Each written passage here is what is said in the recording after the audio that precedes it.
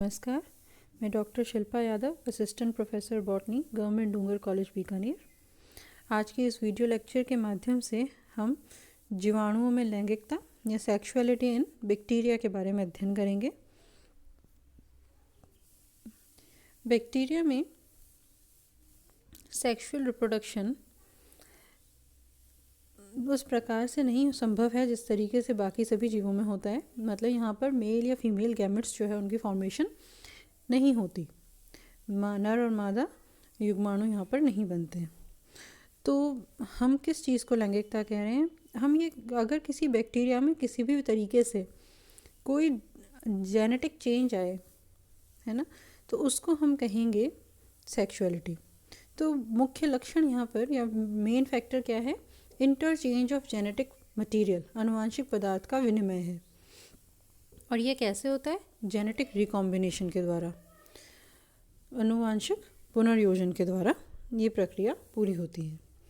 इसकी खोज, सेक्सुअलिटी इन बैक्टीरिया या लैंगिकता की, जीवाणुओं में लैंगिकता की खोज या उसका प्रदर्शन सबसे पहले टैटम और लेडरबर्ग ने 1947 में किया था, एस्चेरिया कॉली नाम के एक बैक्टीरिया में। ये जो जेनेटिक रिकॉम्बिनेशन या अनुवांशिक पुनर्योजन है, ये 3 प्रकार से संभव है। पहला कॉन्जुगेशन या संयुग्मन, दूसरा ट्रांसफॉर्मेशन यानी रूपांतरण, और तीसरा ट्रांसडक्शन पराक्रमण।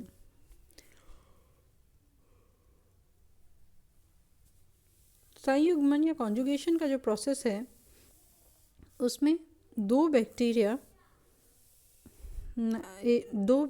के बीच में एक संयुग्मन नलिका या कॉन्जुगेशन ट्यूब बनती है, जिसके कारण जेनेटिक रिकॉम्बिनेशन होता है। वहीं ट्रांसफॉर्मेशन और ट्रांसडक्शन के अंदर इनको हम एक्सोटिक मेथड भी कह सकते हैं, विदेशज विधि, क्योंकि इसमें जो विनिमय होता है उस समय दो जीवाणु कभी एक दूसरे के संपर्क में नहीं आते। जब चेंज आ रहा है, जेनेटिक मटेरियल जो ट्रांसफ़र हो रहा है, उस कंडीशन में कोई भी दो बैक्टीरिया जो हैं वो एक दूसरे के कांटेक्ट में नहीं आते। जैसे कि रूपांतरण या ट्रांसफॉर्मेशन है, उसमें जो डीएनए है वो फ्री होता है, सॉल्यूशन के अंदर फ्रीली मौजूद होता है। जबकि ट्रांसडक्शन जो है उसमें जो जेनेटिक रिकॉम्बिनेशन होगा या जेनेटिक इंटरचेंज होगा वो एक बैक्टीरिया और एक वायरस के बीच में होता है, बैक्टीरिया और बैक्टीरियोफेज के बीच में होता है। ठीक है, तो दो बैक्टीरिया एक दूसरे से कांटेक्ट में आते हैं संयुग्मन में, और बाकी जो दोनों विधि हैं ट्रांसफॉर्मेशन और ट्रांसडक्शन यानी रूपांतरण और पराक्रमण, उसमें उनको हम एक्सोटिक या विदेशज कहेंगे। ठीक है, आज सबसे पहले हम पढ़ते हैं कॉन्जुगेशन या संयुग्मन के बारे में।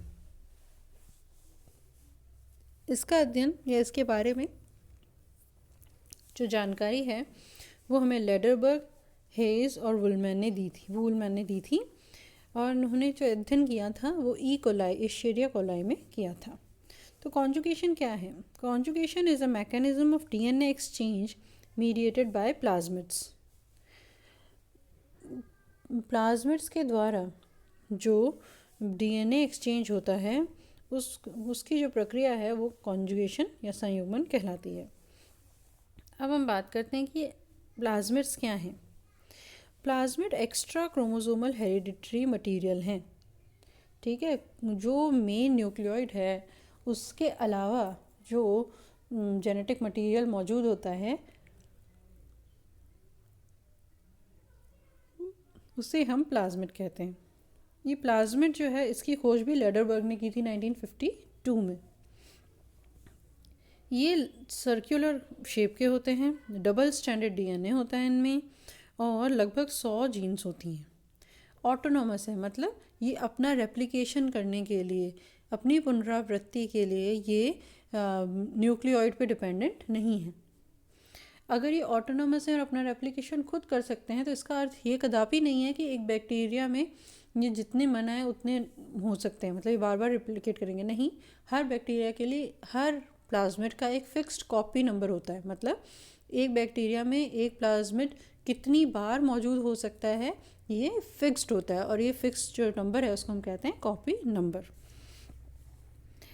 आकार में ये बेहद छोटा होता है, इसीलिए इसका ट्रांसफ़र पॉसिबल है।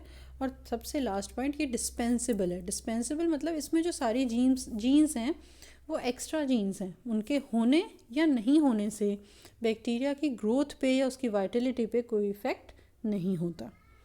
ठीक है, तो कॉन्जुगेशन क्या है? डीएनए एक्सचेंज का वो मैकेनिज्म है जो प्लाज्मिड की हेल्प से पूरा होता है। अब ऐसे कुछ प्लाज्मिड ऐसे भी होते हैं जो सेल्फ ट्रांसमिसेबल होते हैं। सेल्फ ट्रांसमिसेबल मतलब कि वो अपना ट्रांसफ़र खुद मीडिएट कर सकते हैं। Some plasmids can promote their own transfer as well as mediate the transfer of the other plasmids and even portions of bacterial chromosomes. ठीक है, तो ऐसे प्लाज्मिड जो अपना और साथ ही साथ दूसरे प्लाज्मिड्स का या बैक्टीरिया के क्रोमोसोम के कुछ गुणसूत्रों का जो ट्रांसफ़र है वो कर सकें, उनको हम क्या कहते हैं? सेल्फ ट्रांसमिसेबल प्लाज्मिड्स कहते हैं। अब यहाँ पे साथ ही दो टर्म्स और आती हैं कॉन्जुगेशन में, डोनर सेल और रेसिपिएंट सेल। तो देखिए, जो बैक्टीरिया जिसके अंदर ये सेल्फ ट्रांसमिसेबल प्लाज्मिड होंगे वो डोनर सेल हैं। डोनर सेल्स को हम मेल सेल्स कहते हैं। ठीक है, नर प्ररूप कहते हैं। इनके अंदर F+, ये F+ हैं। F+ मतलब इनके अंदर F फैक्टर या F प्लाज्मिड मौजूद होता है। ठीक है, F प्लाज्मिड या F फैक्टर क्या है? वो प्लाज्मिड है जिसके अंदर वो जीन्स हैं, genes that code for the components as well as proteins involve in the biogenesis of sex pili. ठीक है, ऐसे जीन्स मौजूद हैं जो सेक्स पिल्लाई का फॉर्मेशन कर सकते हैं। तो उर्वरता कारक या फर्टिलिटी फैक्टर प्लाज्मिड जो है उसके अंदर कैसे एंजाइम्स हैं और कौन से प्रोटीन सिंथेसिस करने की कैपेबिलिटी है जो सेक्स पिल्लाई बना सकें। ठीक है, तो आपको बात समझ में आ गई कि डोनर सेल जो है, ठीक है, जो दाता कोशिका जैसे हम कहेंगे, उसमें पहली क्वालिटी क्या है? उसमें सेल्फ ट्रांसमिसेबल प्लाज्मिड मौजूद होता है, इसलिए उनको मेल सेल्स या नर प्रारूप कहते हैं। इन्हें F+ भी कहते हैं, क्यों? क्योंकि इसके अंदर F फैक्टर मौजूद होता है, F फैक्टर प्लाज्मिड यहाँ पे मौजूद होता है। ठीक है, अब दूसरी सेल वो है रेसिपिएंट। रेसिपिएंट के अंदर प्लाज्मिड ऑलरेडी मौजूद नहीं है, इसलिए उनको क्या कहेंगे? F-, मतलब इनमें F फैक्टर मौजूद नहीं है क्योंकि ये ग्राही हैं, रिसीव करने वाले हैं, रेसिपिएंट हैं। तो ये ग्राही कोशिका को हम क्या कहते हैं? Female cells. ठीक है, और ये F फैक्टर को रिसीव करती हैं।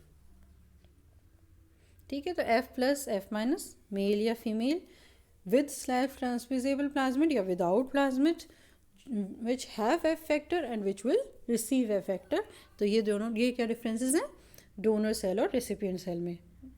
ग्राही कोशिका व दाता कोशिका के अंदर अंतर है। अब क्या होगा?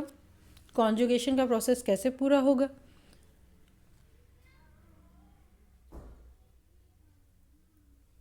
इस प्रोसेस में सबसे पहले हमें सेल टू सेल कांटेक्ट होना चाहिए, मतलब जो दोनों बैक्टीरिया हैं वो एक दूसरे के संपर्क में आने चाहिए। और जो दोनों बैक्टीरिया एक दूसरे के संपर्क में आएंगे वो अपोजिट स्ट्रेन के होने चाहिए।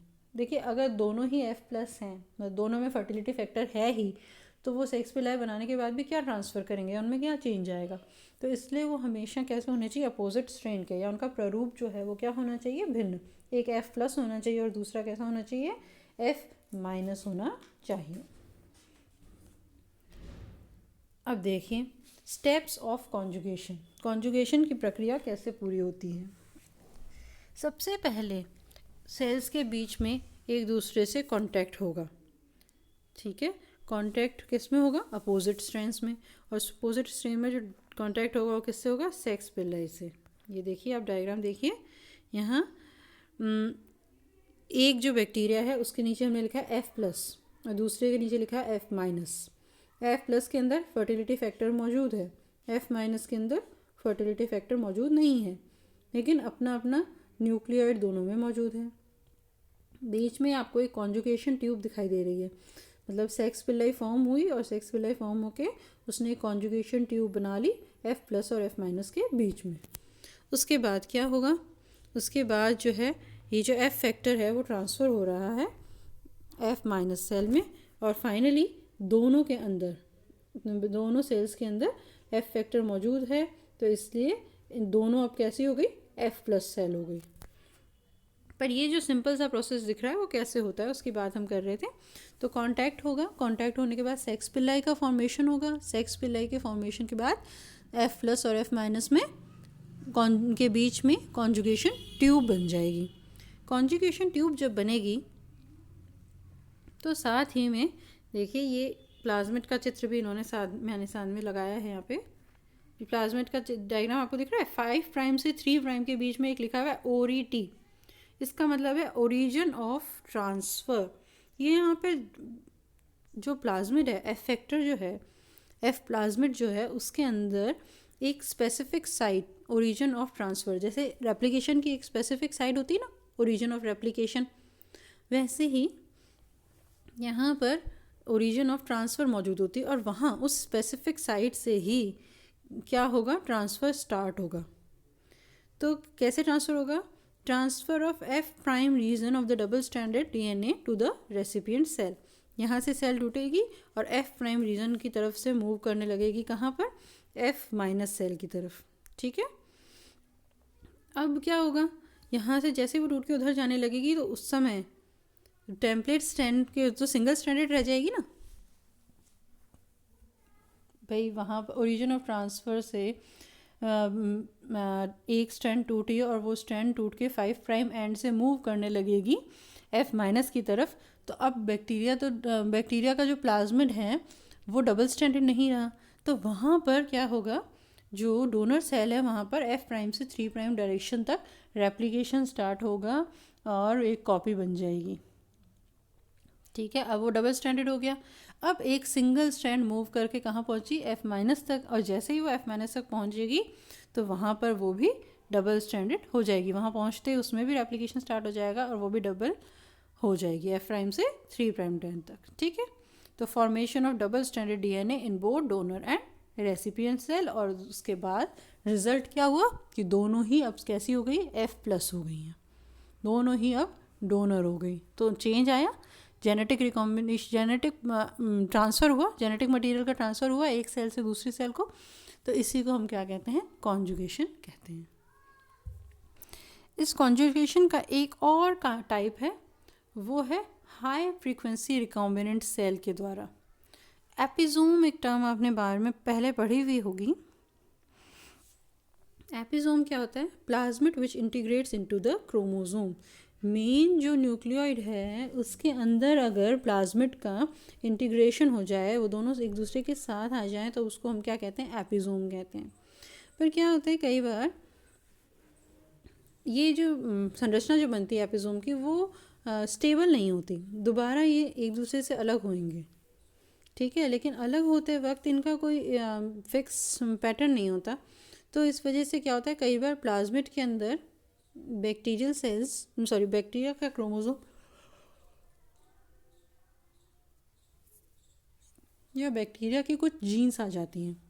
ठीक है, तो इस तरीके की संभावना रहती है, लेकिन आपको भी सिर्फ ये याद करना है कि एपिजोम क्या है, plasmid which integrates into the chromosome. अब हाई फ्रीक्वेंसी रिकॉम्बिनेंट सेल क्या होती है, high frequency recombinant cell when F factor integrates into the bacterial chromosome.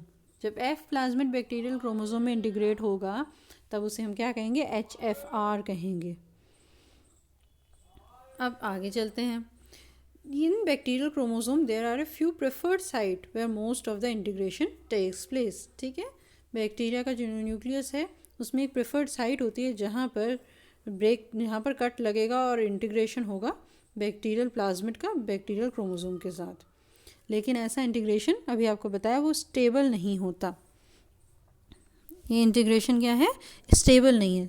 देखो, in a population of cell an equilibrium exist between bacteria with integrated F plasmid and the cells with F plasmid as is not a part of bacterial chromosome. ठीक है, stable क्यों नहीं है, क्योंकि bacteria की जो cell है उसके अंदर एक फिक्स नंबर इक्विलिब्रियम रहता है, HFR, और सेल्स विद F प्लाज्मिड। ठीक है, तो वो इक्विलिब्रियम को मेंटेन करने के लिए ये जो HFR हैं ये स्टेबल नहीं होते, या एपिजोम जो होता है वो स्टेबल नहीं होता। तब यहाँ पर क्या हो रहा है, कैसे होगा कॉन्जुगेशन HFR और F- सेल के अंदर। तो सबसे पहले क्या होगा, रेप्लिकेशन स्टार्ट होगा। रेप्लिकेशन स्टार्ट होएगा तो अब वही एफ फैक्टर के अंदर जो इंटीग्रेटेड है बैक्टीरियल क्रोमोसोम में, उसके अंदर भी तो ओरिजिन ऑफ ट्रांसफ़र जीन भी तो इंटीग्रेट हुई होगी ना। तो ओरिजिन ऑफ ट्रांसफ़र से जैसे रेप्लिकेशन ओरिजिन ऑफ ट्रांसफ़र से होने लगेगा तो वो वापस 5 प्राइम एंड से मूव करने लगेगी कहाँ पर, एफ माइनस सेल की तरफ। एफ माइनस सेल की तरफ वो मूव करेगी, लेकिन हम जानते हैं कि जो कॉन्जुगेशन ट्यूब है वो इतनी स्ट्रॉन्ग नहीं होती कि पूरा का पूरा बैक्टीरियल क्रोमोसोम वहाँ पर ट्रांसफ़र हो जाए। तो सिर्फ एक छोटा सा टुकड़ा एफ फैक्टर जो के साथ क्रोमोसोम में जाता है। जब वो छोटा सा टुकड़ा बैक्टीरियल क्रोमोसोम का एफ फैक्टर या एफ प्लाज्मिड के साथ दूसरे सेल में पहुंचेगा, एफ माइनस सेल में पहुंचेगा, तो अब वहाँ पर एफ प्लाज्मिड के साथ साथ कुछ जो अंश है या कुछ जो हिस्सा है वो किसका आ गया है, बैक्टीरियल क्रोमोसोम का भी आ गया है। ये जो बैक्टीरियल क्रोमोसोम का हिस्सा वहाँ पर आया है वो जेनेटिक रिकॉम्बिनेशन के द्वारा वहाँ पर इंटीग्रेट होगा, वहाँ पर अटैच होगा जहाँ पर उसके अपोजिट बेस पेयर्स हैं। मतलब अगर जो टुकड़ा हमारे साथ गया है उसमें ए टी टी है तो वो वहाँ पर किससे अटैच होगा, टी ए से अटैच हो जाएगा। और अटैच होने से क्या होगा, वहाँ पर स्प्लाइसिंग होगी, स्प्लाइसिंग होके एंड्स वापस स्टिक होंगे, स्टिक होने से वहाँ पर क्या आ गया, अब जेनेटिक मटेरियल में चेंज आ गया। तो क्या होगा, replication of HFR chromosome begins in the middle of the integrated F factor. Middle से क्यों, क्योंकि वहाँ पर ओरी टी मौजूद है, origin of transfer. One of the parental strand is transferred into the recipient cell. Small piece of F factor enters into the recipient cell because chromosome breaks up before the complete transfer. क्यों टूट जाएगा chromosome, क्योंकि conjugation tube या जो sex पिलाई ने जो conjugation tube बनाई है वो इतनी स्ट्रांग नहीं होती कि वो इतनी देर तक अटैच रह पाए, वो हल्के से मूवमेंट से, पानी से, हवा से टूट जाती है। This piece of donor chromosome integrates in the recipient DNA and now this cell is called recombinant F cell. ये देखिए, ये आपके पहला जो डायग्राम है उसमें एफ सेल है और बैक्टीरियल क्रोमोसोम है। इनका आपस में क्या हो गया, इंटीग्रेशन, ई में इंटीग्रेशन हो रहा है और एफ जो है ये HFR सेल बन गई। देखिए क्रोमोसोम और ये बीच में क्या है, एफ फैक्टर। HFR और एफ प्लस माइनस में क्या हुआ, सेक्स पिल्लाई बनी और एक कॉन्जुगेशन ट्यूब बन गई। और अब जो ये ब्लैक वाला रीजन ये दिखा रहा है जहाँ पर क्या अटैच था, एफ फैक्टर अटैच था, उसके बीच में ओरिजिन ऑफ ट्रांसफ़र से एफ प्राइम एंड से इधर मूव करने लगा। मूव करने से इसका जो अटैचमेंट है वो यहाँ पर हो जाता है, कहाँ पर जाकर होगा, एफ माइनस के बैक्टीरियल क्रोमोसोम में, और रिजल्टेंट क्या बन गया, रिकॉम्बिनेंट एफ माइनस सेल। अब ये जो कॉन्जुगेशन की प्रक्रिया और उसका सिग्निफिकेंस क्या है, तो एक तो आपको समझ में आ ही रहा है। फर्स्ट क्या है कि यहाँ पर जेनेटिक रिकॉम्बिनेशन आ रहा है, मतलब बैक्टीरिया में अगर किसी भी प्रकार का बदलाव आएगा तो वो किसकी वजह से आएगा, कॉन्जुगेशन, ट्रांसडक्शन, ट्रांसफॉर्मेशन की वजह से आएगा। तो यहाँ पर कॉन्जुगेशन का सिग्निफिकेंस बाकी दोनों के कंपैरिजन में ये है कि यहाँ पर large amount of DNA transfer हो सकता है as compare to transduction and transformation. Conjugation में ज़्यादा मात्रा में DNA ट्रांसफ़र होता है। ये जो दूसरा ये जो कॉन्जुगेशन है ये इवोल्यूशनरी स्टेज है। किसके बीच में, एक तरफ तो ट्रांसफॉर्मेशन है जहाँ पर DNA फ्री है, एक ट्रांसडक्शन है जहाँ पे बैक्टीरिया फेज और बैक्टीरिया में ट्रांसफ़र हो रहा है, और उसके बाद आ रहा है कॉन्जुगेशन जहाँ पर दोनों बैक्टीरिया हैं उन्हीं के बीच में कांटेक्ट है। ठीक है, तो अब ये यहाँ पर पहुँचे हम। अब इसके आगे कैसे होगा सेक्सुअल रिप्रोडक्शन, लिंक किसके बीच में बताना चाह रहे हैं, where actual fusion of whole cells occur. ठीक है, जहाँ पर एग और मेल गैमेट दोनों का कंप्लीट फ्यूजन होता है, वो अवस्था और ट्रांसफॉर्मेशन और ट्रांसडक्शन की जो अवस्था है उन दोनों के बीच में एक कड़ी है, इवोल्यूशनरी स्टेज है कौन, कॉन्जुगेशन। ये इसका सिग्निफिकेंस है। धन्यवाद।